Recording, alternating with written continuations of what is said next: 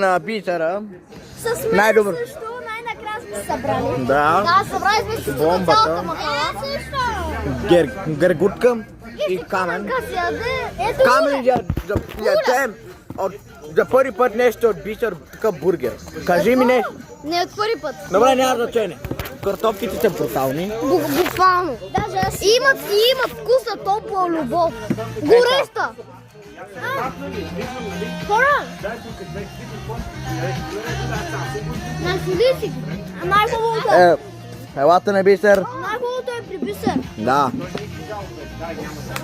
Някой след Елата на бисер, тук Плевен. ако някой дойде тук, аз съм TikTok.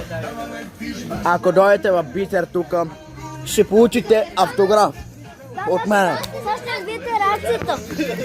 Ето на моята подадена пари. Порцията на гергутка. Може ли? С кетчуп. Да, бе, ама е 10 от 10. Ема, кетчуп. Хора, даже пари, даже пари. Представете ли си колко е камерата? Я кажи колко е оценка тук на 10. Не. Добре. 9.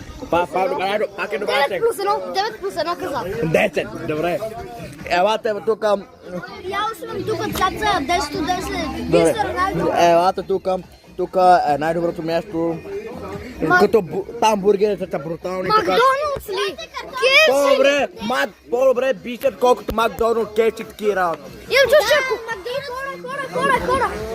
Ето я и пекарната бисер. Е, там всяка сутрин. Там банички, пици, какво направо най-хубавата. Тук няма ли пици? Да. Тук са пиците. Не, там продава пици, така че. Значи, ако някой иска да дойде тук, идвате тук с нас. Лайкнете моите видеа, лайкнете на твоя така. Как? Дай, неговия канал Бомба 49. И Славката и Пепката!